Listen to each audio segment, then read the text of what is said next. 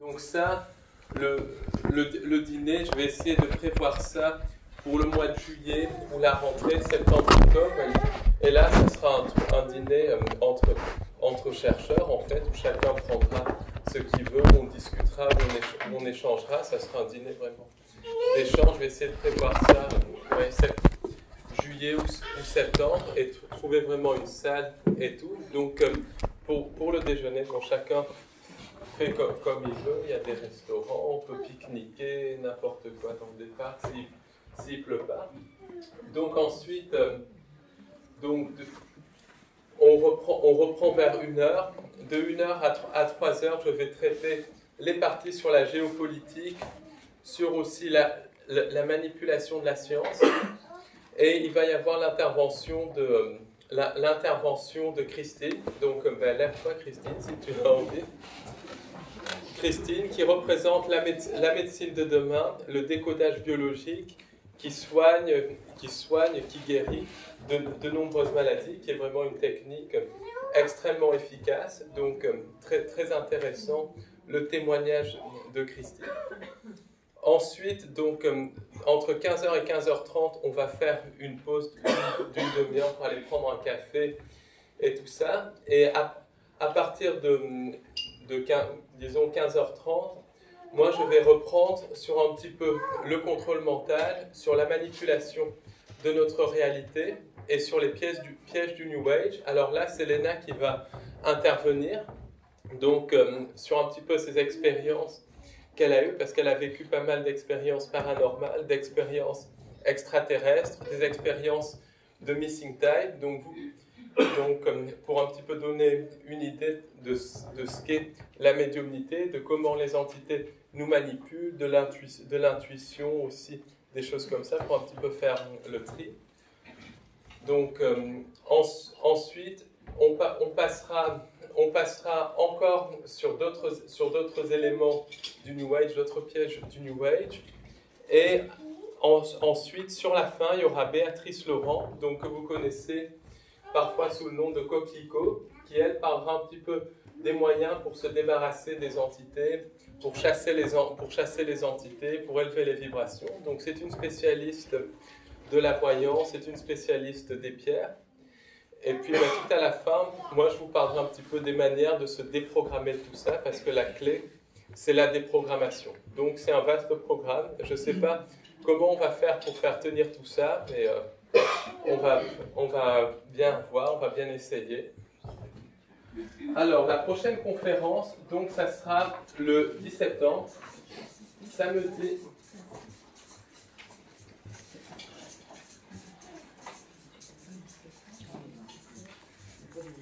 Ça sera le samedi 10 septembre 2016, de 10h à 18h.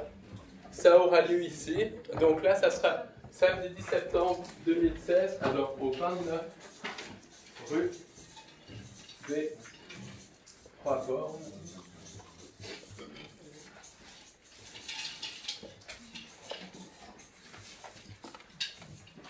Donc ça sera ici de 10h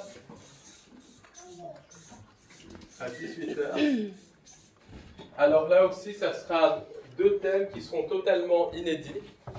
Ça sera l'intelligence artificielle, que je vais traiter beaucoup plus dans le détail. Et ça sera aussi l'effet Mandela. L'effet Mandela, la reprogrammation de la réalité, les synchronicités provoquées, le lien avec le contrôle mental. Donc deux thèmes complètement inédits qui n'ont jamais été traités en France, en tout cas pour l'effet Mandela. Donc voilà un petit peu le programme du samedi 10 septembre. Et ça sera pareil, 10h à 18h. Et je vais essayer de faire intervenir des spécialistes du sujet et tout ça. Voilà. Comme à chaque conférence. Donc, on va commencer. Donc, encore une fois, je le dis et je le répète, cette conférence, c'est de l'information que je vous donne. Donc, libre à vous de prendre ou de laisser. Donc, voilà, si l'information vous plaît, c'est bien. Si ça ne vous plaît pas, c'est très bien aussi. Et si ça ne plaît pas à certains, c'est pas la peine d'aller troller sur Internet ou d'envoyer des mails d'insultes ou de hurler dans la salle de conférence.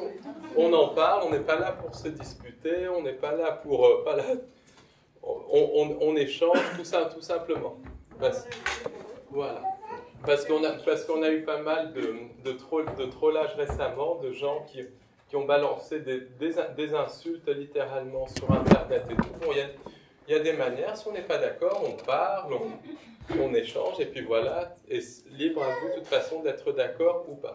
Absolument. D'autant plus que si on n'aime pas un sujet, ben, on n'y va pas, et puis on n'aime pas le foot, on ne va pas regarder le foot, là, oui, parce qu'on a fait à des conférences, alors la semaine dernière, c'était l'exemple d'un portail organique typique qui littéralement s'est mis à gueuler quand on donnait l'information. Donc qui est complètement...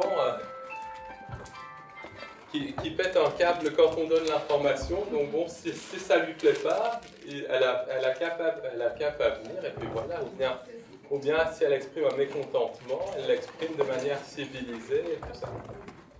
Mais comme je vous dis, blague à part, il n'y a pas de problème, c'est de l'information et c'est vraiment libre à vous de prendre ou de laisser. C'est vraiment le but de ces conférences, c'est d'informer. Par contre, s'il y a une information et une seule qui vous parle, qui vibre avec vous, vous n'hésitez pas à la transmettre autour de vous, vous n'hésitez pas à la donner à qui semble ouvert à ça, parce que c'est de l'information qui est très importante, d'autant plus qu'on est vraiment à une période charnière. Donc je pense que les 10-15 prochaines années vont être absolument charnières, et c'est là où on va vraiment savoir où on va aller, si on va sortir de la matrice, se reconnecter à la source, ou bien si on va tomber vraiment dans les interunivers avec phagocytage de l'âme. Donc c'est les 10-15 prochaines années où on est à l'heure du choix, donc ça peut paraître beaucoup, mais c'est pas beaucoup du tout, parce que le temps a tendance à s'accélérer, à s'accélérer et tout ça, donc c'est vraiment charnière. C'est pour ça qu'avec l'ENA, on va organiser maintenant des conférences de plus en plus longues, d'une durée de 8 heures. Pourquoi? Parce que chaque sujet, il faut vraiment les traiter en profondeur, il faut essayer de vraiment comprendre les choses pour pouvoir vraiment être informé. Alors, moi, ce que je dis clairement, c'est que je ne cherche à convaincre personne, je cherche juste à informer les gens. Il y a encore beaucoup de questions.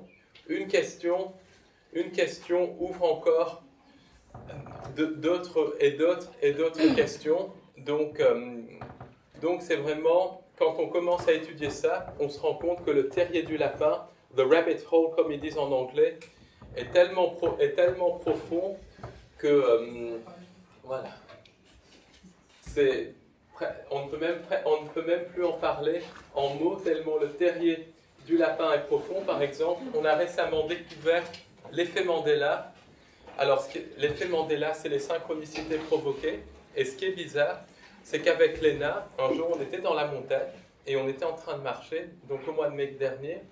Et je dis à Léna, je pense qu'une partie de notre histoire peut être littéralement reprogrammée et on peut se réveiller, par exemple, un matin avec la Révolution française qui n'a pas eu lieu, avec une monarchie et tout ça, et on ne s'en rendrait même pas compte.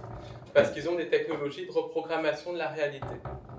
2 ou 3 jours plus tard, je tombe sur une visioconférence qui parlait de l'effet Mandela. Et l'effet Mandela, eh ben, c'est en fait, beaucoup de gens se souviennent d'avoir assisté à la télévision aux obsèques de Mandela dans les années 80, à tel point qu'ils se rappellent même du discours de Winnie Mandela qui prononçait un discours et que Mandela serait mort en prison. Beaucoup de gens se rappellent de ça, donc ça montre qu'il y a une manipulation de la réalité. Ça sera le thème de la prochaine conférence, mais je vais commencer à l'aborder dans cette conférence. Pourquoi? Parce que c'est quelque chose qui nous affecte potentiellement quotidiennement, qui affecte aussi beaucoup les victimes de harcèlement en réseau ou gang stalking, la manipulation de la réalité. Donc c'est vraiment un thème qu'on est en train de creuser, et donc j'en parlerai aussi beaucoup dans mon prochain livre qui sortira courant 2016. Donc il devait sortir début 2016, mais on a pris pas mal de retard parce que c'est pas évident, il y a tellement d'informations. Ensuite, il y a le quotidien, bien sûr, à gérer, la boutique à gérer, beaucoup de sujets extrêmement vastes. Donc le livre est en cours, mais je ne sais pas quand est-ce qu'il sortira, mais il sortira. Bon, maintenant, je pense que j'ai assez déblatéré et on va arriver à la conférence elle-même. Donc, au début, on était le tout. Qu'est-ce que c'est être le tout? Alors, c'est être connecté à la source, connecté à Dieu. Alors, je vais parler du mot Dieu parce qu'il y a un tabou de parler de Dieu. Mais Dieu, la source, c'est la même chose. C'est le créateur, la créatrice, peu importe comment on l'appelle. Au début, donc, on était l'unité très connectée à la source, mais on avait notre originalité. Je ne parle pas d'individualité parce que individualité, ça fait moi, je m'occupe de mon cul, je m'occupe de mes fesses, les autres, je m'en intéresse pas. Originalité, c'est-à-dire la diversité. On est tous dans cette salle complètement différente. Alors, on a des costumes différents, donc ça peut être la couleur de peau, la couleur de cheveux, on a aussi des personnalités différentes, on est tous différents, tous originaux, et c'est ce qui fait la beauté de l'espèce humaine. Donc dans la vraie création, on est à la fois très connecté à la source et complètement original, dans le sens vraiment, il n'y a pas de conscience de groupe, il y a conscience individuelle. Alors, il y a une fausse unité, et ça, c'est pas évident à l'expliquer, c'est l'unité. Alors, il y a l'unité avec le grand U,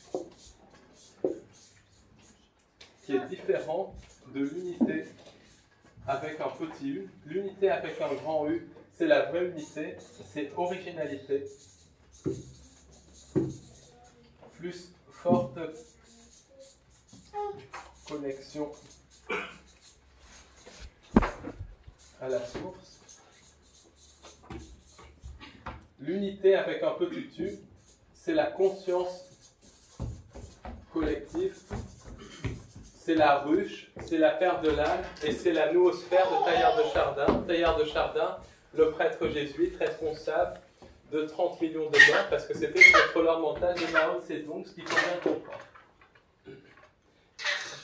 Alors, dans cette vraie création, il y avait une absence totale de temps qui passe parce que la première manipulation, c'est le temps. Le temps, c'est une illusion. On en a la preuve. Ce matin, par exemple, on s'est levé tard. Et on a pris un taxi pour arriver, et le taxi prenait tout son temps. Donc le temps avait l'air de passer très doucement. Quand par exemple, on a un rendez-vous galant, et qu'on apprécie la personne, que la chose tilte, là, le temps passe tellement vite que c'est bien triste. Donc tout avec le temps est relatif. Et dans la vraie création, le temps n'existait pas. Et c'est pour ça que parfois je vais avoir du mal à exprimer des termes parce que nous on est contraint par l'espace, on est contraint par le temps, par notre programmation, alors que dans la vraie création, il n'y a pas ça au sens propre du terme. Il y a quelque chose qui s'écoule, mais ce n'est pas le temps. Alors on crée quasi instantanément la réalité. On pensait, je ne sais pas à quoi, et on avait... Je ne sais pas quoi, on pensait aller sur Mars, on allait sur Mars, on pensait avoir un gâteau à la crème, on avait un gâteau à la crème. Il n'y avait pas de maladie, pas de souffrance et pas de mort, et on pouvait changer de corps comme on changeait de chemise. Donc on faisait l'expérience par exemple d'être un homme de 35 ans, on avait envie de faire l'expérience d'être une femme de 50 ans, hop, on changeait de corps. C'était la mort n'existait pas et il y avait surtout un libre arbitre total. Donc ça, c'est quelque chose de fondamental, libre arbitre total.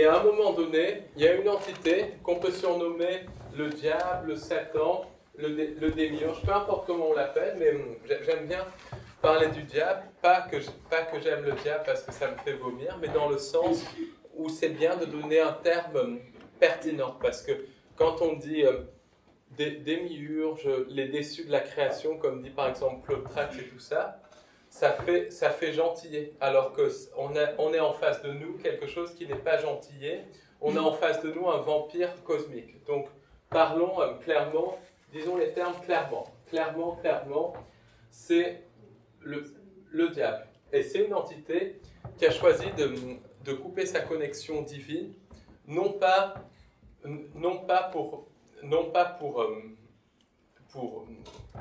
pour suivre le plan de Dieu, mais pour avoir sa propre création qui ne s'exprimerait non pas dans un amour infini, mais pour vampiriser sa propre création, pour que la création le vénère. Parce que il y a une chose, c'est une création qui s'exprime dans l'amour. Une autre chose, c'est une création qui vénère. La vénération, c'est extrêmement mauvais. C'est du vampirisme psychique. On a à vénérer Dieu, on a à vénérer la source, mais on n'a pas à vénérer quelque chose d'autre. Et cette entité, à partir du moment où elle a coupé sa connexion divine, eh ben elle a perdu sa capacité de se recharger. Donc c'est un petit peu comme un téléphone portable. S'il n'y a plus de chargeur, le téléphone portable va finir par s'user. Cette entité a été soumise à la loi de la dévolution.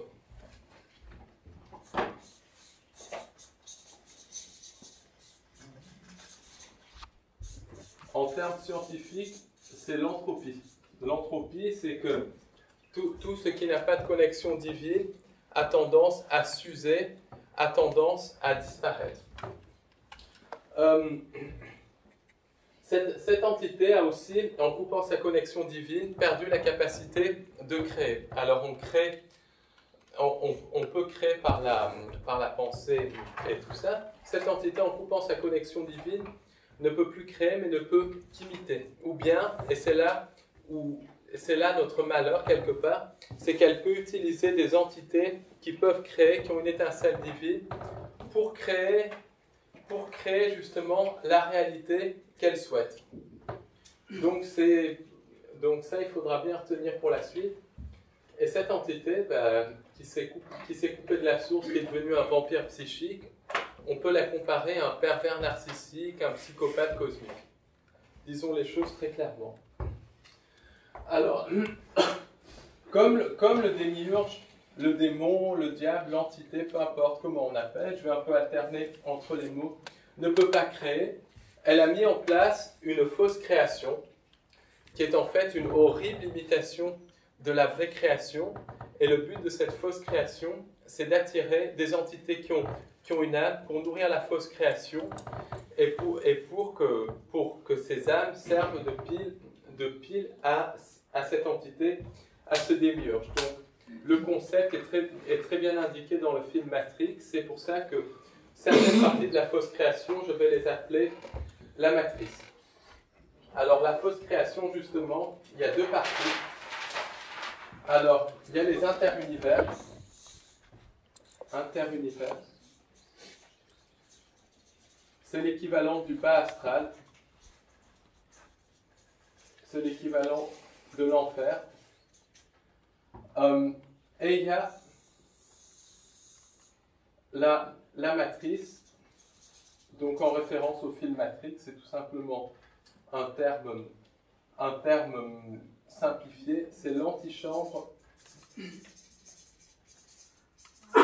des interunivers. C'est en fait notre réalité physique et le monde des morts, puisque l'au-delà est soumis aux mêmes lois qu'à la matrice, et c'est une vaste manipulation. Après la mort, une personne va être manipulée par ces programmations qu'elle a acquises au cours de sa vie terrestre. Donc quand les gens disent que l'au-delà, c'est tout est beau, tout est rose, c'est complètement faux. L'au-delà, c'est une continuation de la sphère terrestre. Donc on est encore manipulé par les croyances et tout dans l'au-delà va être fait pour que les entités présentes soient leurrées à se réincarner pour en fait servir de source d'énergie aux démiurges, aux entités sans âme. Donc je vais un petit peu parler des entités sans âme plus tard. Qu'est-ce qu'on peut dire d'autre sur... Il y a tellement de choses à dire. Oui, les NDE, ce qu'il faut savoir, c'est qu'il existe des NDE négatives et des NDE positives.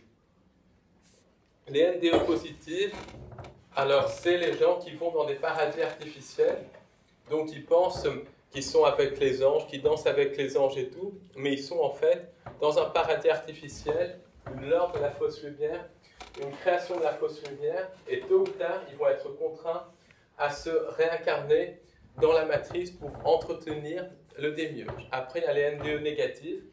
Alors, dans les NDE négatives, les âmes qui ont des NDE négatives vont en fait être dans des enfers artificiels parce qu'ils ont des sentiments de culpabilité, des sentiments de tristesse, des sentiments de déprime. Et là aussi, ils vont se réincarner dans la matrice pour continuer à nourrir les entités sans âme, pour continuer à nourrir le démiurge. Beaucoup de personnes qui meurent, par exemple, athées, qui meurent en pensant que ce monde, c'est la seule chose qui existe et tout ça, ce qui est totalement faux. Ça, c'est une manipulation de la science. On y reviendra en seconde partie. Eh bien, toutes les personnes qui meurent dans cet état-là deviennent des âmes errantes parce que souvent, elles ne savent pas qu'elles sont mortes et donc, elles aussi vont se nourrir de l'énergie psychique des gens et vont finir par se réincarner et rentrer dans la dévolution. Ensuite, les gens qui ont participé à des rituels sataniques, les gens qui sont extrêmement négatifs, qui ont eu des vies extrêmement négatives, de très basse vibration, vont terminer dans les interunivers. Et s'ils n'ont pas de connexion divine, ils sont complètement phagocytés par la conscience collective du démiurge et des entités sans âme. Les interunivers, c'est la vraie mort, c'est la perte de l'âme. Donc il y a un témoignage très intéressant sur les interunivers, c'est le livre de Eben Alexander. Il décrit ça à un moment quand il est... Et comme il avait une connexion divine, il a réussi à s'en sortir, mais... Oui. Très, très bon témoignage. Exactement.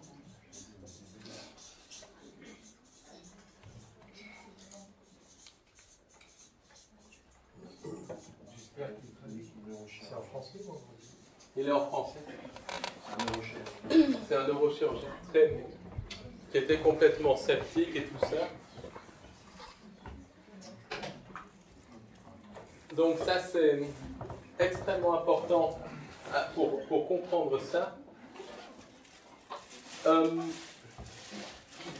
En fait, pourquoi le démiurge a créé la matrice? Pourquoi il a créé une antichambre des interunivers? À cause de la loi du consentement. Si quelqu'un est dans la vraie création, et la vraie création, donc appelons ça le paradis, appelons ça ce qu'on veut, et qui voit les interunivers, ben c'est comme quand quelqu'un a vécu dans le château de Versailles, puis ensuite il voit, et après il voit un camp de SDF. Voilà, il ne consentirait jamais à ça. Donc le démiurge va mettre en place, engendrer, parce que ça ne crée pas à ce niveau-là, la matrice, l'antichambre des interunivers, pour leurrer justement les entités qui ont une âme à consentir à la fausse création, parce que c'est une version light des interunivers, et ça permet de leurrer les entités à consentir à la fausse création. Il faut bien vous rappeler qu'il y a une loi dans l'univers, c'est la loi du consentement.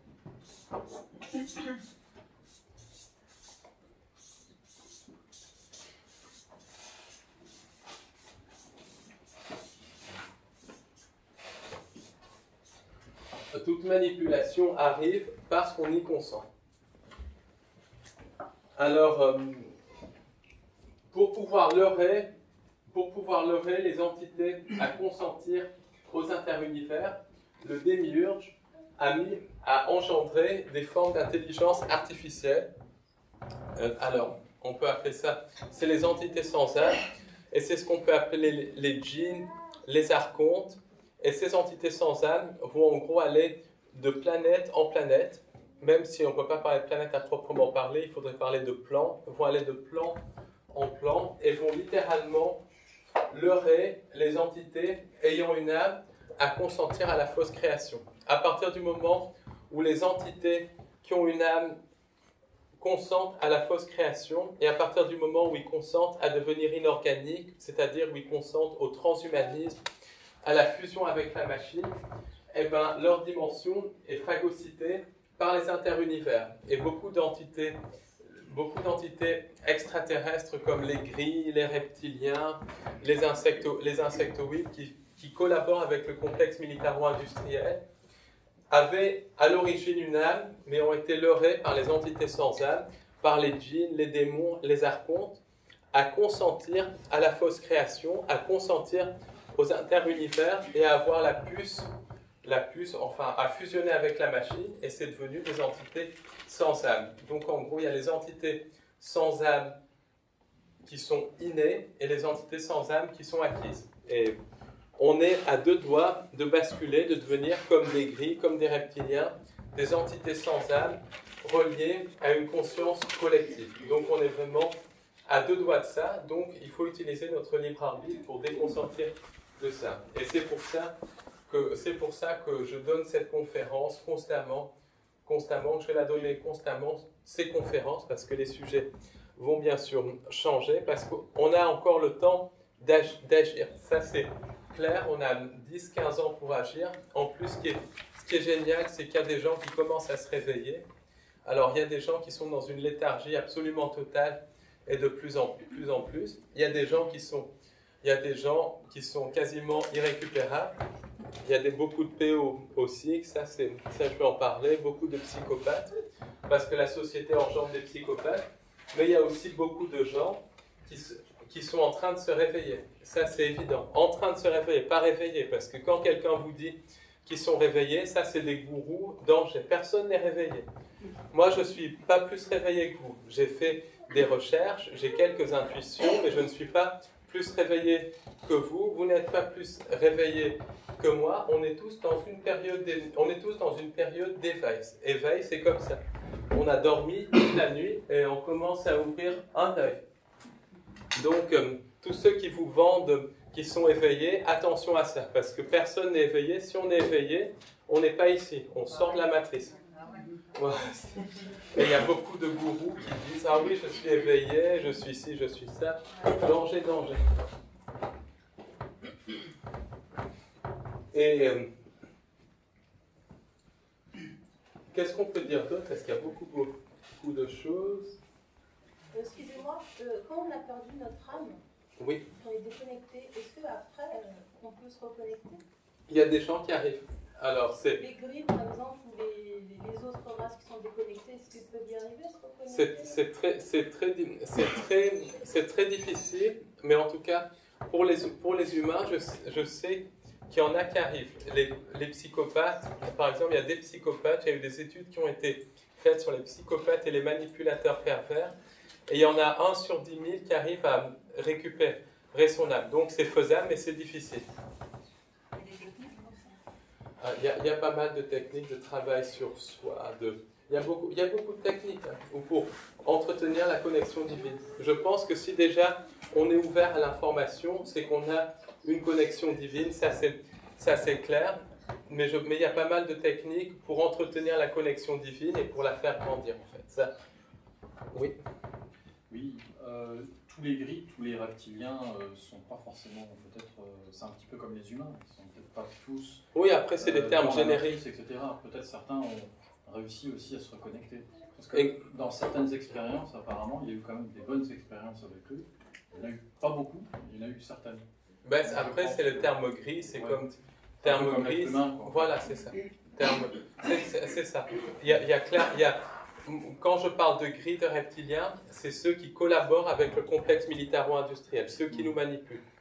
Parce qu'il y a beaucoup d'entités extraterrestres qui sont dans la matrice, parce qu'elles ont de la technologie, mais qui ne sont pas du tout négatives, qui sont même plutôt positives. Et il y a des êtres extraterrestres qui sont des êtres de lumière.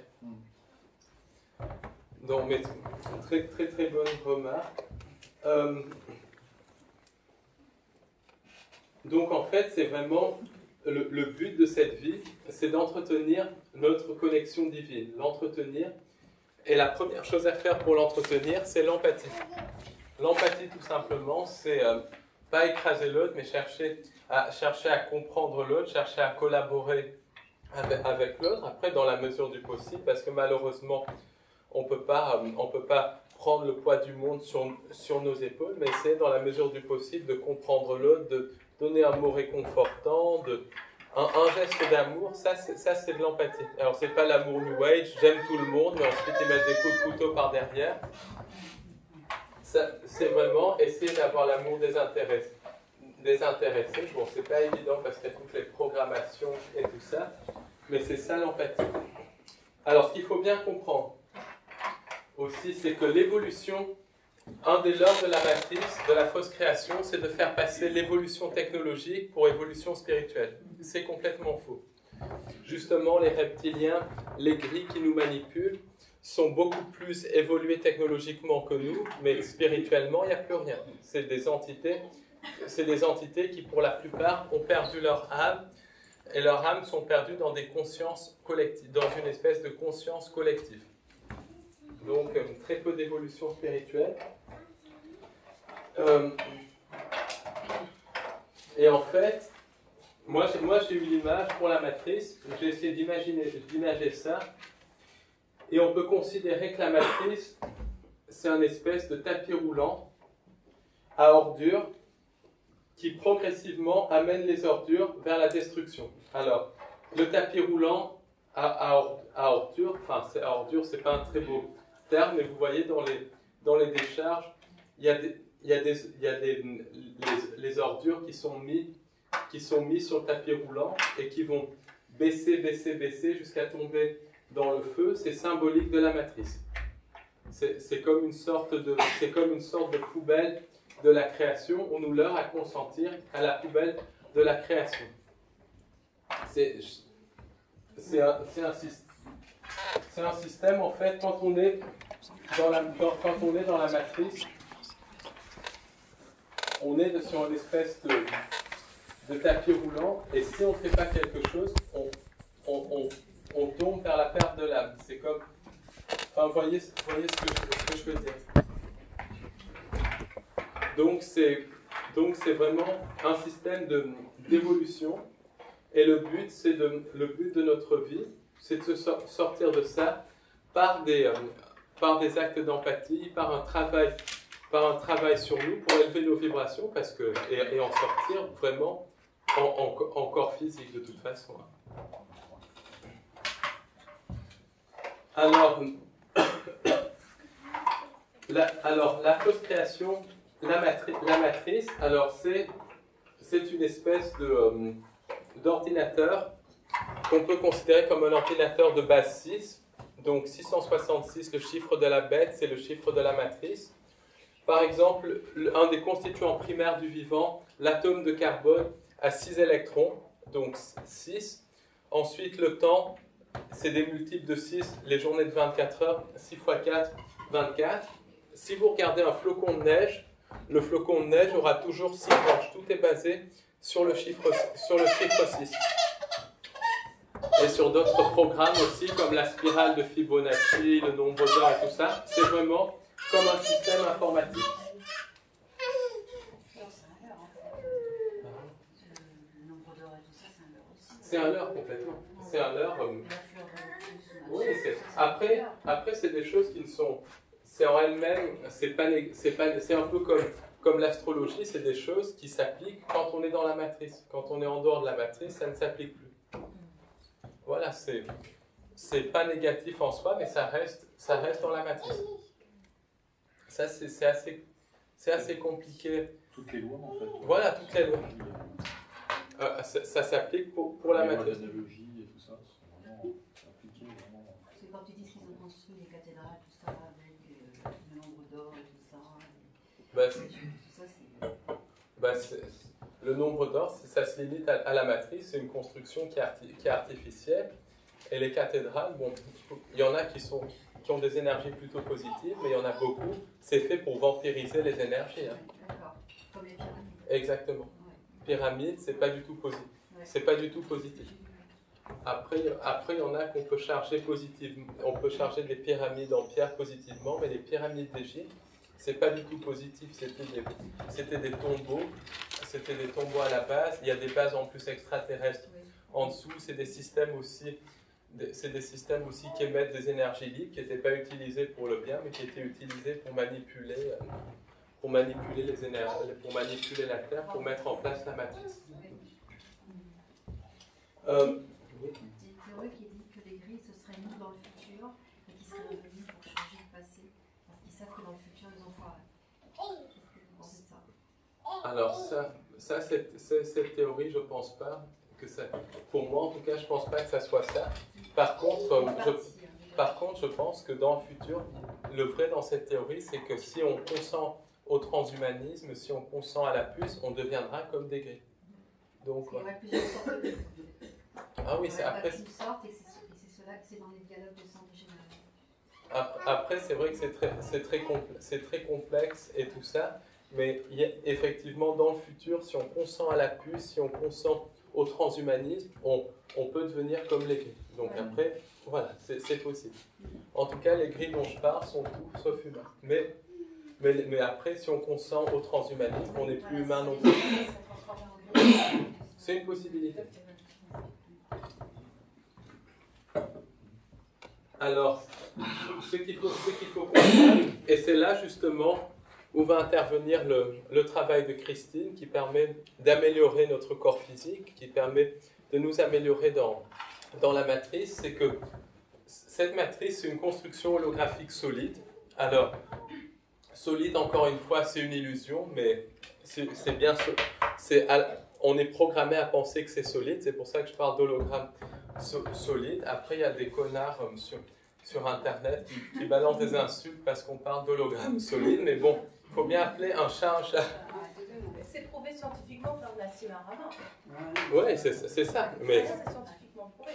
oui, mais ces gens-là, on a beau leur donner les références et tout, ils continuent, ils sont pris dans une espèce de programmation. Enfin, après, c'est leur problème. Il y a même des scientifiques qui reconnaissent qu'on est juste un gigantesque hologramme. Oui. C'est même à la télé. C'est même des prix Nobel. C'est le prix Brahms, un neurochirurgien et un physicien, et Nassim Haramein, c'est même plusieurs. En fait, ce qui se passe, c'est que la science, la vraie science, la science de pointe est en train de rattraper la spiritualité. Ça se rejoint complètement. Les vrais scientifiques, que ce soit des vrais médecins homéopathes, des vrais physiciens, des vrais scientifiques, par leur découverte, ils valident complètement ce que les sages, ce que les gens dans la spiritualité ont découvert il y a des milliers et des milliers d'années. Et en fait, dans un hologramme, le tout est contenu dans la partie. Ce qui explique que dans chaque cellule, on a toute l'information pour créer un organisme. C'est le code génétique. Ce qui explique que dans chaque atome de l'univers, il y a toutes les informations de l'univers. Ça, c'est un niveau de tout ça. Si on monte encore d'un niveau, on se rend compte que la matrice, c'est une construction artificielle, une sorte de projection. Une sorte de projection. Alors, d'après les recherches de plusieurs chercheurs, notamment d'après les recherches de... j'ai plus le nom, peu importe, c'est Norman Begrud. Norman Begrud.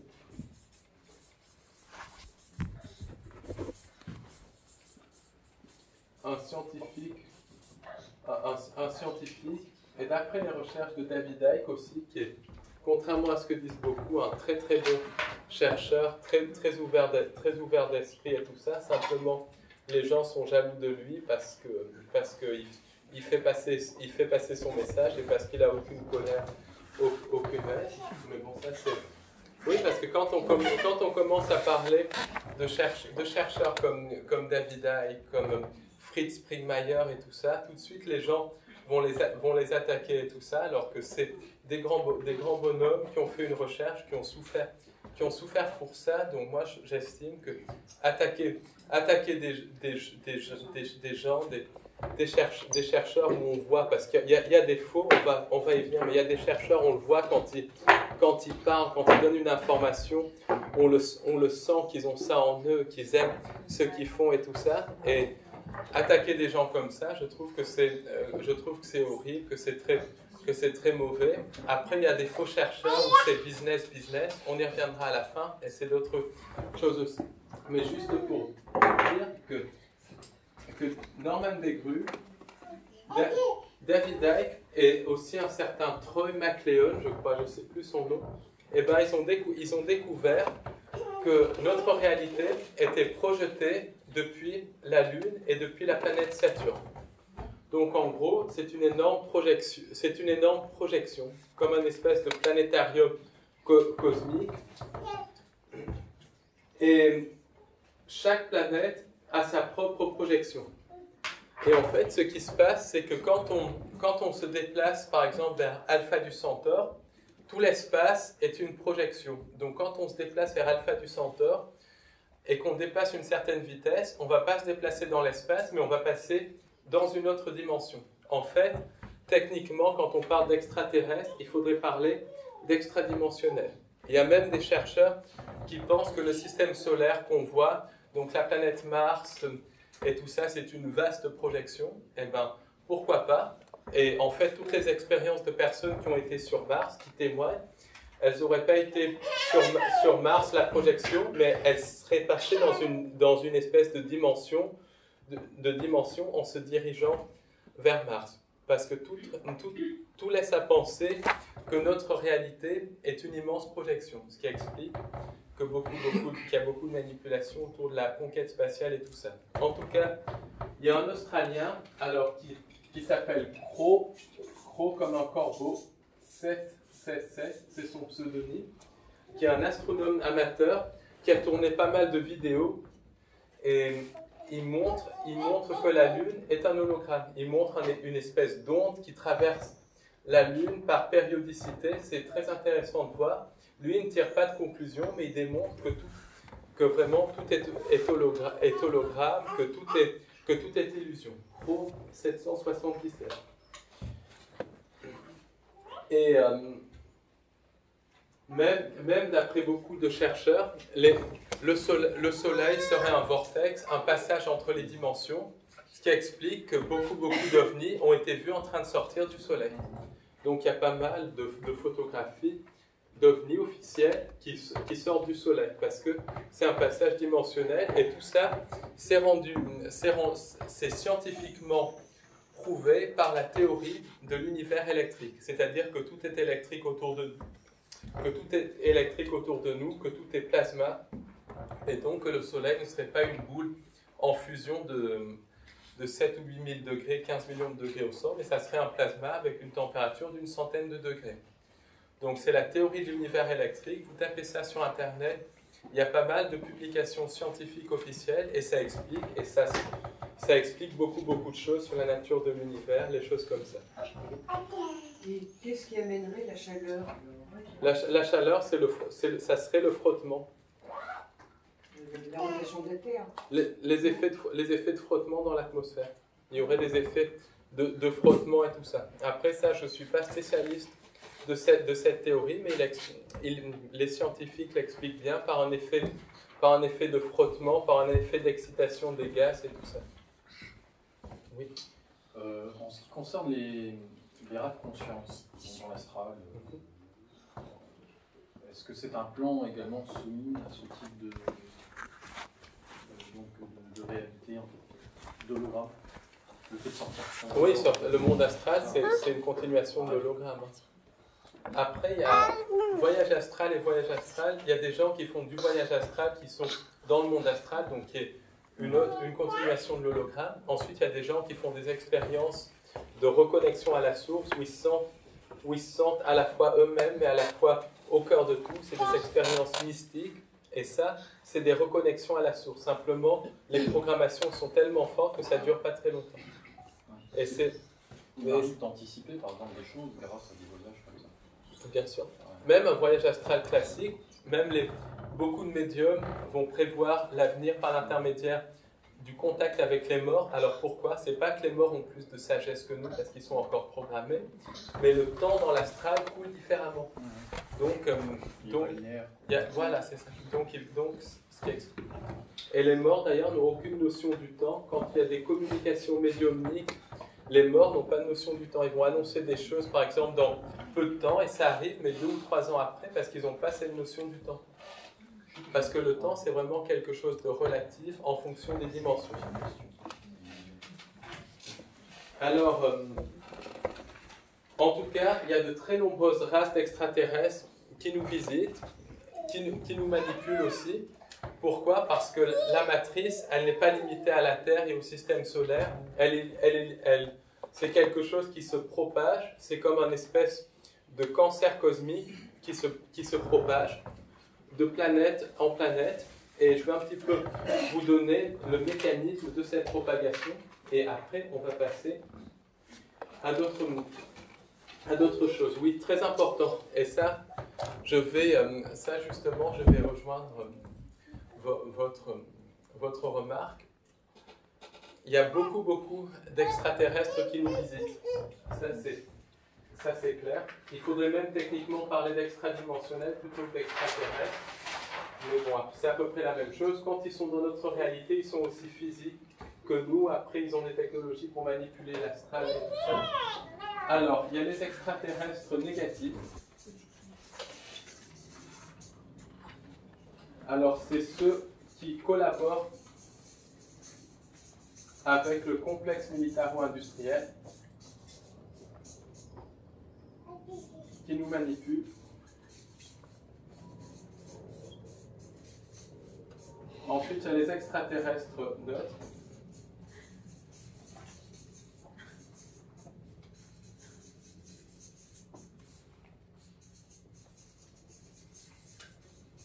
Il y a les extraterrestres neutres et bienveillants. Alors, ces entités-là, elles sont là, elles nous visitent, elles nous offrent parfois de l'aide, mais ce ne sont pas des sauveurs externes. Et elles ne sont pas spirituellement plus avancées que nous, elles sont technologiquement plus avancées que nous. Certaines n'ont pas consenti au transhumanisme, mais elles ne sont pas spirituellement plus avancées que nous pour la simple et bonne raison qu'elles sont tombées dans le monde de l'illusion, qu'elles sont tombées dans la matrice.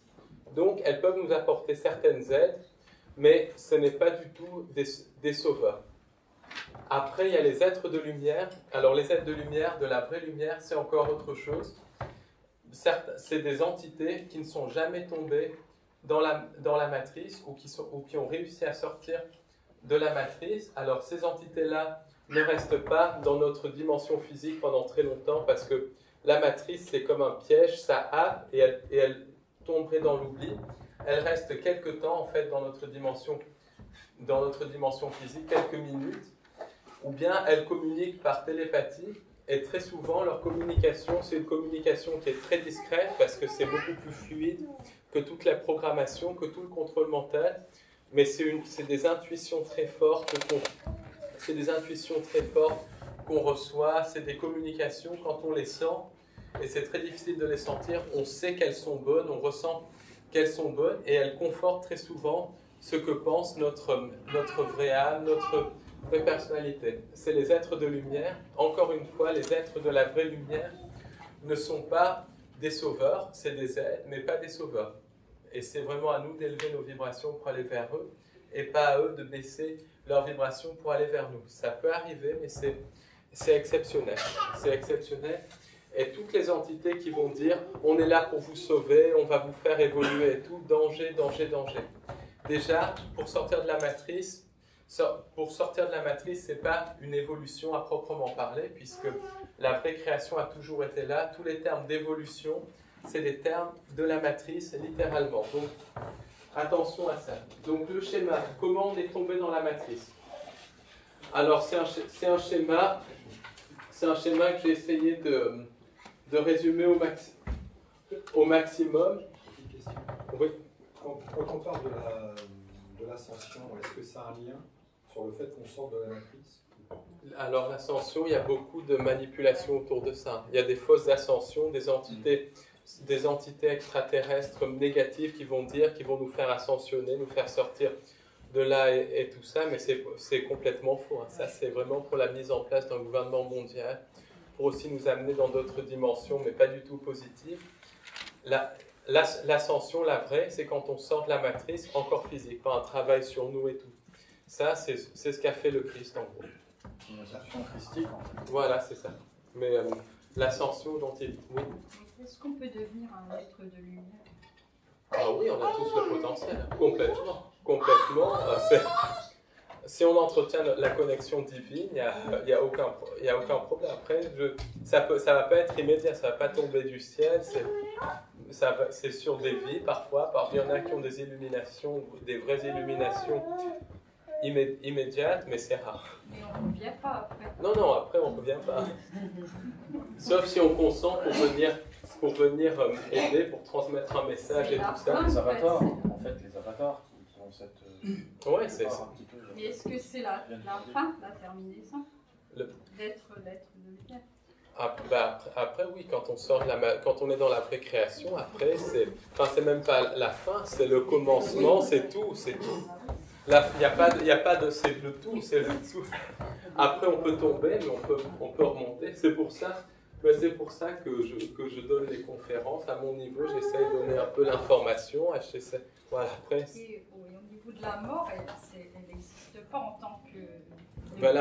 La vraie mort, c'est quand on perd notre âme. Mais quand on n'existe plus, on n'est plus rien, ça n'existe pas en fait. Non, ça jamais. Ça même, la perte de l'âme fusionne avec une conscience collective, c'est une sorte de néant, c'est un petit peu comme les abeilles dans une ruche. Mais c'est la mort où il n'y a plus rien, ça c'est des manipulations. Il y a une perte de l'âme, c'est une fusion dans une conscience collective, c'est abject, mais c'est une sorte de néant. Mais c'est pas le néant comme ils le décrivent, où on dort et tout ça. Et on est conscient qu'on n'a plus d'âme. Ah oui, les entités sans âme sont complètement conscientes de ne pas avoir d'âme. Et c'est pour ça qu'elles cherchent à prendre notre âme justement, parce qu'elles cherchent l'énergie. Elles cherchent l'énergie divine de l'âme, elles cherchent à nous vampiriser. Mais elles sont complètement conscientes. Non, ils souffrent. À la fin, ils souffrent même pas parce ils ont tellement consenti à perdre leur âme qu'à la fin, ils ne vivent que du vampirisme. Ils ne souffrent même plus. C'est comme des parasites. Ils sont heureux. Non. On ne peut pas parler de joie, comme des robots. Comme vous voyez un ver solitaire, comme des vers solitaires. Mais c'est... Voilà, le ver solitaire, il mange. Et ça cherche juste à survivre. Parce qu'à la fin, je nuance un petit peu, à la fin, si on consent à perdre nos âmes, donc encore une fois le consentement, si on consent à fusionner avec la conscience collective, à la fin il n'y a plus d'énergie divine, donc quand ces parasites ne trouvent plus de quoi manger, c'est-à-dire ne trouvent plus d'âme, et ben ils finissent par s'éteindre, par dévoluer, par vraiment s'éteindre complètement. Ils deviennent quoi aussi? Ça je ne sais pas malheureusement, mais voilà, ça c'est... Et qu'est-ce qui leur arrive, parce qu'on voit ça maintenant, aux personnes qui vendent avec un pacte leur âme? Qui vendent ça, c'est... Qu'est-ce qui leur arrive en fait? Parce qu'ils sont quand même connectés, ils sont quand même des émotions humaines, malgré qu'ils vivent dans leur vie du coup de luxe. Et c'est quoi, ça se passe comment? C'est quand ils meurent Ça, ils consentent quand ils font des rituels sataniques, ils consentent à donner leur âme, et leur âme est prise par une entité sans âme en fait. Mais à leur mort? Même pas pendant leur vie, ils n'ont plus d'âme. On le voit, des gens qui ont fait du satanisme et tout ça, on le voit, leurs yeux sont complètement vides et tout ça. Ils ont des espèces de masques émotionnels, mais il n'y a plus d'émotion à proprement parler. C'est par exemple, quand on voit Obama qui pleure quand un soldat américain est tué, voilà, c'est ce genre d'émotions. C'est des fausses émotions, des imitations d'émotions. C'est-à-dire une personne qui normale, qui signe un pacte parce qu'elle veut la gloire et la richesse, Ça se passe progressivement, c'est dès le lendemain que ça va être comme ça. Ça se passe progressivement, c'est tout le système des sociétés secrètes et tout ça. Quelqu'un va rentrer dans les sociétés secrètes. Au début, ils vont faire des rituels gentillés, mais qui sont de très basse vibration. Donc leur vibration va baisser. Il y a des énergies négatives qui vont commencer à les entourer. Ensuite, ils passent à un autre degré. Ils vont faire des rituels un petit peu plus abjects. Il y a plus d'énergie négative. Ensuite, ils commencent le sacrifice animal, puis ensuite le sacrifice humain. Et là, c'est terminé. Ah oui, c'est progressif alors. Voilà, c'est ça. Mais je pense que les gens, enfin ces personnes-là, ne sont pas conscientes parce que, je vois, il y a pas mal de jeunes là, comme ils sont tellement formatés par la télé, parce qu'ils veulent de l'argent avec les clips, des grandes maisons et tout, alors du coup ils veulent ça. Alors du coup ils signent ce fameux pacte. Mais c'est à leur mort, qu'est-ce qui se passe quand ça... Non, ils perdent leur âme. Quand leur âme est vendue, ils la perdent directement. Hein. Pour toujours, parce qu'ils consentent à perdre leur âme. Mais ce qui se passe, après je vais devoir passer à autre chose, donc je vais aller très vite.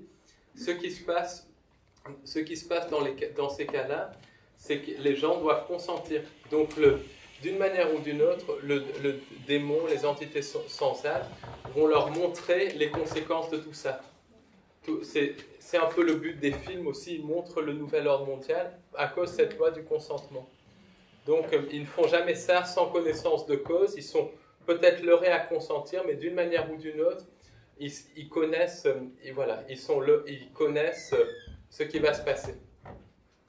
Après, ils n'ont pas forcément l'intelligence de le voir, mais le diable donne toujours des signes qui sont très souvent très visibles. C'est comme dans les attentats sous fausse bannière, sur lesquels on va revenir. Il donne des signes clairs et nets que c'est des attentats sous fausse bannière. Par exemple, pour les attentats de Bruxelles, la seule photo qui est prise du métro qui a sauté, du métro avant le métro qui a sauté, il y a un gros plan sur un sac à dos Nike, comme quand on voit des gens, des survivants du Bataclan, il y a des gros plans sur des chaussures Nike. Donc voilà, il montre bien qui organise ça et tout ça. C'est comme si vous remarquez, toutes les photos qui ont été prises de Daesh, c'est toujours les mêmes photos avec des camions Toyota. Donc false flag sponsorisé par Toyota. Donc il montre d'une manière ou... Donc les entités de la fausse création, en fait, elles arrivent à proximité d'une planète de la vraie création et elles rentrent en contact télépathique avec les entités de cette planète et les leur, en gros, et leur disent, voilà, vous allez devenir des dieux, parce qu'on n'est pas des dieux, on a une étincelle divine, mais on n'est pas des dieux, ça c'est clair et net. Dieu, c'est celui qui crée, c'est la source, on est créateur par notre étincelle divine, mais on n'est pas Dieu, on n'est pas la source. Et ces entités sans âme vont dire, ben, vous allez consentir à la technologie. Vous allez consentir à la technologie. En échange, vous allez devenir des dieux. Vous allez avoir des univers entiers. Vous allez être comme la source et tout ça. Et ça, c'est typique. Ça, c'est absolument typique de la manipulation. C'est typique du péché. C'est typique du péché originel. C'est une métaphore du péché originel. Ensuite, pour que les entités de la vraie création consentent à la fausse création, eh ben, les entités de la fausse création, donc les entités sans âme, elles vont mettre en place une sorte de faux âge d'or. Donc elles vont dire, voilà, vous consentez à la fausse création, c'est l'âge d'or, tout est beau, tout est magnifique. Alors bien sûr, l'âge d'or est absolument dégueulasse par rapport à la vraie création, mais ça marche et les entités consentent au faux âge d'or. Et ce faux âge d'or, c'est l'Atlantide, c'est la Lémurie et tout ça. Et ce que les entités sans âme vont faire, c'est qu'elles vont donner de la technologie, elles vont commencer à donner de la technologie aux entités qui ont consenti à la fausse création et vont leur faire croire que la technologie est à la base de l'âge d'or et tout ça, que la technologie c'est beaucoup mieux que la spiritualité, que la connexion avec la source. À partir du moment où un certain pourcentage de la vraie création a consenti à la fausse création, eh ben, il se crée une sorte de vortex entre la vraie création et la fausse création qui va littéralement absorber les âmes de la vraie création, puisqu'il y a une espèce de consentement individuel et consentement collectif. Et tout ça explique l'augmentation de la population humaine au fil des temps, même s'il y a beaucoup de manipulations sur la population et qu'elle est en train de diminuer à l'heure actuelle. La population a augmenté pendant longtemps parce que ça correspond à un nombre de plus en plus important d'âmes qui ont été absorbées par la matrice, qui ont été absorbées par la fausse création. Donc ce qu'on peut dire, c'est que la vie physique, la vie encore physique, c'est à la fois un moment terrible parce que c'est là où on sert de pile électrique, mais comme c'est extrêmement dense, c'est un moment génial. Pourquoi ? Parce que ce monde est très dense, donc on ne crée pas tout de suite par la pensée. En fait, il y a un certain délai, donc on est beaucoup moins formaté par les programmes et tout ça. Les programmes agissent beaucoup moins rapidement que dans l'au-delà, par exemple. Donc, on peut vraiment faire le travail sur nous dans le monde physique. Le monde physique, c'est vraiment à la fois une chance géniale. C'est à la fois terrible, mais c'est une chance géniale. C'est le moment où on peut vraiment prendre les décisions pour sortir de la matrice. Alors, qu'est-ce qui se passe ensuite ? Eh bien, au bout d'un moment, les entités sans âme vont mettre un terme au faux âge d'or et ils vont changer la projection en fait de la matrice, ce qui va créer un cataclysme. Quand ils créent un cataclysme, les entités, les sociétés vont dévoluer, mais simplement, elles vont toujours garder en elles la programmation dans leur ADN faux âge d'or. Et donc, les êtres qui sont tombés dans la fausse création vont toujours demander le sauveur externe parce qu'ils vont être leurrés par un sauveur externe qui leur apportera le faux âge d'or.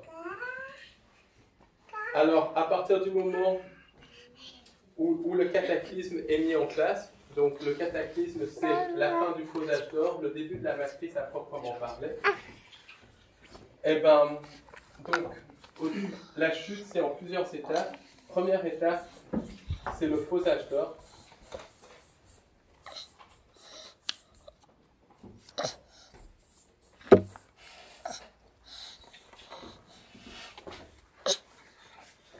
La seconde étape, c'est cataclysme. Ça se passe comme ça sur la Terre et c'est sur toutes les planètes de la même manière. Cataclysme artificiel.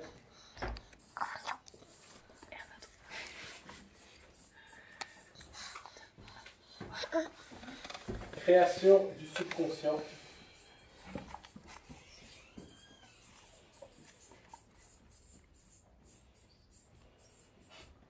Ensuite, programme.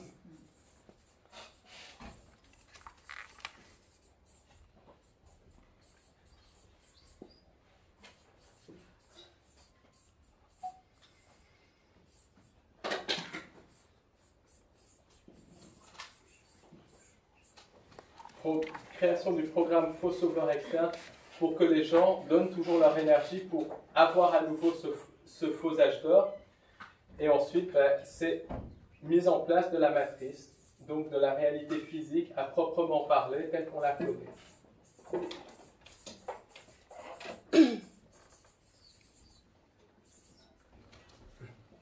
Alors, il y a un auteur anglophone, qui explique ça très bien, c'est Robert Stanley. Alors, il utilise des concepts un petit peu différents, mais voilà, il décrit à peu près les mêmes choses qui sont décrites ici avec d'autres termes, d'autres mots, et ça donne aussi une autre idée, une autre perspective. Alors, maintenant, on arrive vraiment, ça c'est la partie c'était la partie un peu chiante de la conférence. Maintenant, on arrive à la partie très intéressante. C'est le subconscient. Alors, le subconscient, et ça va être très intéressant pour la suite, c'est un petit peu le robot pilote en nous. Il est responsable chez les gens endormis de 100% des pensées, chez les gens dits éveillés, je dis bien dits éveillés, 99,9% de nos pensées. Autrement dit, chez nous, on est régenté à 99,9% par le subconscient. Alors, qu'est-ce qu'il fait? Eh bien, il perçoit la parole inversée. Il perçoit le symbolisme des entités sans âme, de la matrice et des Illuminati. Il peut être manipulé, reprogrammé par le symbolisme, par les archétypes. Il est à l'origine de toutes les maladies, que ce soit la grippe, que ce soit le cancer, que ce soit une fracture, toutes les maladies naissent dans le subconscient. À partir du moment où on déprogramme le subconscient de la maladie, eh ben, on soigne la maladie. C'est justement le but de la nouvelle médecine, de la médecine énergétique, de la médecine du décodage biologique. Et comment ça se passe? Le subconscient, c'est une création des entités sans âme et il va se nourrir de peur, puisque les entités sans âme se nourrissent d'énergie négative. Donc, quand il y a un traumatisme, le subconscient va absorber la peur et la peur va devenir comme une sorte de drogue. Donc, pour avoir à nouveau de la peur, le subconscient va générer une maladie. Et la maladie, c'est vraiment lié à un traumatisme. Donc, on déprogramme le traumatisme, on soigne la maladie. Ensuite, ce que les entités sans âme elles vont programmer le sauveur externe, le programme dans le subconscient en faisant toujours miroiter le retour du faux âge d'or, qu'ils n'appellent pas faux âge d'or, ils appellent âge d'or, en parlant de sauveur externe, en parlant d'amélioration, en parlant oui, tout va s'améliorer, ne vous inquiétez pas, comme François Hollande, hein, tout va être magnifique, tout est beau, tout est rose, tout va mieux, tout est parfait.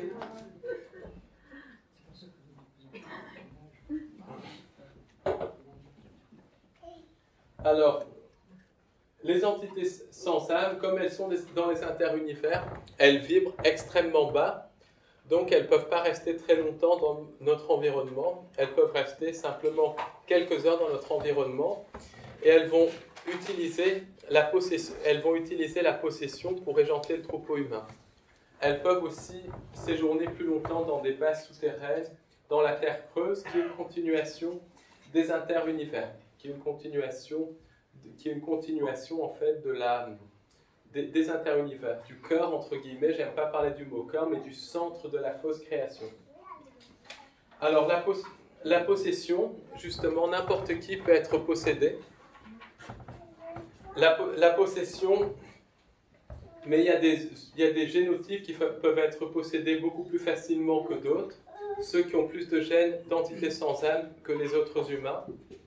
Donc c'est ce qu'on appelle les Illuminati, c'est ce qu'on appelle les hybrides, ça on en reparlera très rapidement. Mais tout le monde peut être possédé. Alors la possession, quand elle repose sur un consentement direct ou indirect, quand il y a consentement direct, justement pacte satanique, pacte, là la possession est quasiment irréversible, parce que la personne a consenti à échanger son âme contre une entité sans âme, et l'entité sans âme va se fixer sur l'âme de la personne et vampiriser l'âme de la personne. Après, il y a très souvent beaucoup de gens qui sont possédés, sont en fait pas possédés, mais sont tourmentés par des entités sans âme. Les entités sans âme tournent autour d'elles.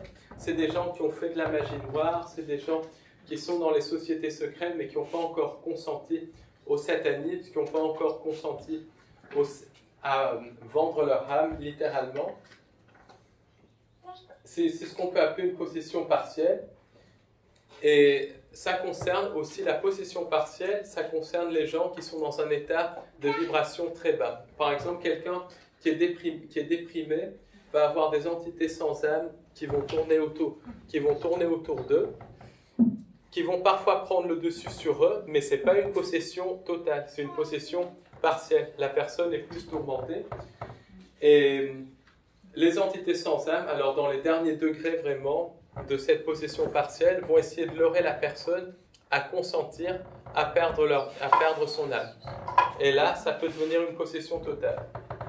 Et c'est la possession totale, c'est quasi irréversible. Je dis quasi irréversible parce qu'il y a des gens, il y a des très bons exorcistes qui arrivent à vraiment inverser ça, mais c'est quasi irréversible et ça doit être fait rapidement parce qu'au bout d'un moment, l'âme est complètement... Oui. Ceux qui se suicident, ils perdent leur âme ou pas? Le suicide très négatif. Le suicide très très négatif, il tombe en tout cas dans le bas astral et tout ça. L'âme, elle part ou... L'âme a beaucoup de chances d'être phagocytée parce que c'est extrêmement négatif. Pourquoi? Parce que ça génère des énergies négatives pour la personne qui se suicide, ça génère des énergies négatives pour l'entourage et tout ça. Donc c'est vraiment la pire des choses. C'est la pire des choses, ça génère des énergies négatives pour l'entourage, pour tout, et ça fait tomber l'âme dans le bas astral, dans les interunivers, et voilà, c'est très difficile ensuite d'en sortir. Donc, est-ce que c'est pour ça qu'ils veulent légaliser l'euthanasie? L'euthanasie, c'est encore un autre processus. C'est pas vraiment du suicide à proprement parler. Disons que c'est une personne qui est très malade, qui n'en peut plus et tout ça, qui veut partir dans la dignité officiellement. Mais officieusement, en fait, l'euthanasie, c'est une forme de suicide parce que quand il y a une maladie qui est très grave, on peut toujours s'en sortir. Même au dernier degré, on peut toujours s'en sortir. Par le décodage biologique, on peut toujours s'en sortir. Donc l'euthanasie, c'est quelque chose qui est très, très mauvais. Et il leurre les gens à prendre l'euthanasie pour ces raisons. Bon, c'est pas comme un suicide, mais ça en est pas loin. La vibration est là. Et simplement, le problème avec l'euthanasie, c'est qu'il la donne aux malades en phase terminale. Ensuite, ça sera donné aux personnes de plus de 80 ans.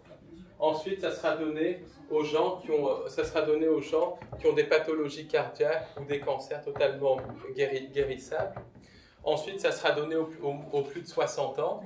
Ensuite, ça sera donné aux Noirs. Ensuite, ça sera donné aux musulmans. Ensuite, aux chercheurs de vérité. Ensuite, tous ceux qui ne conviennent pas au système seront euthanasiés. Donc l'euthanasie, c'est légaliser la mort programmée. Donc, il y a peut-être des bons sentiments à un niveau, mais c'est tout court-circuité pour justifier l'eugénisme, pour justifier la dépopulation. Oui, on a toujours des débordements. Ah oui, c'est ça. Si on a des avis positifs au départ, après il y a des débordements et ça devient négatif. Exactement.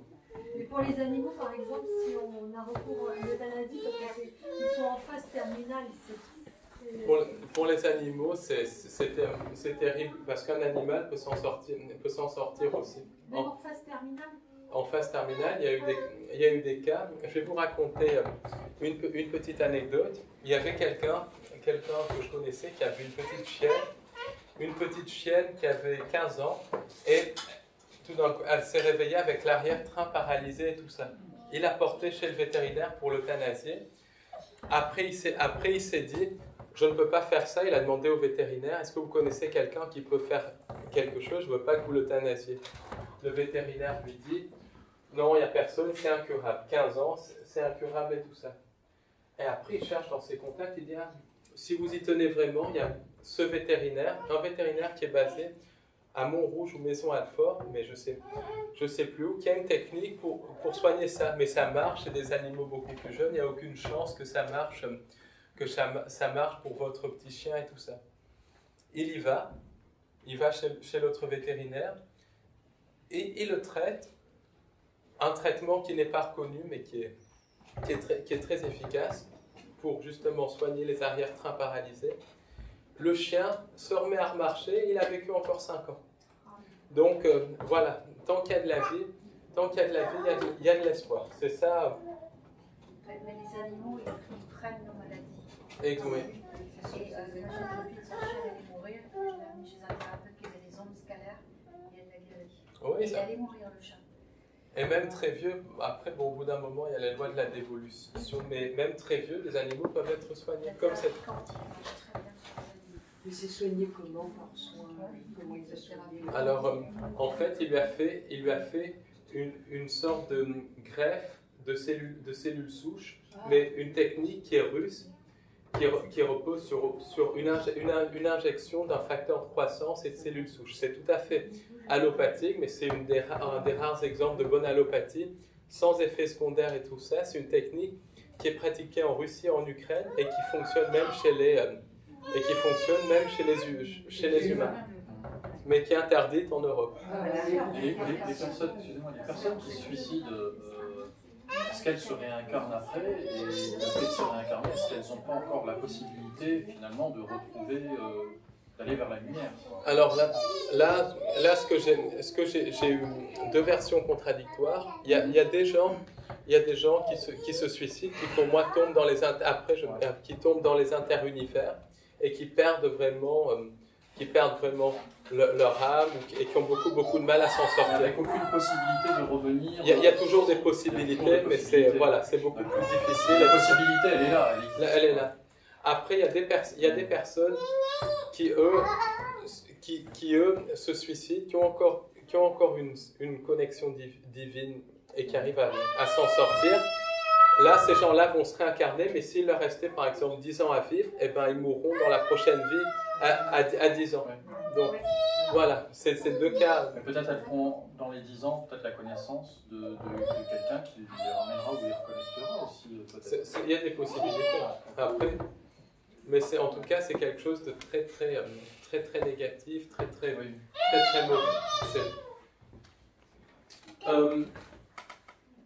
Alors il y a libérer la personne d'une entité, eh ben c'est très difficile parce que la personne qui est possédée totalement doit déconsentir à l'entité. Donc au bout d'un moment, l'entité est tellement présente que c'est quasiment impossible pour qu'elle déconsente. Il y a des résultats qui sont obtenus par l'invocation du Christ. Ça marche très bien. Mais c'est pas quelque chose de facile parce qu'il y a beaucoup de gourous New Age qui dépossèdent, qui exorcisent à tour de bras. C'est pas du tout comme ça que ça fonctionne. Hein. C'est pas du tout que ça fonctionne. Et les rituels d'initiation dans les sociétés secrètes, c'est aussi quelque chose qui permet une possession très lente. Mais une possession progressive, mais quasi certaine.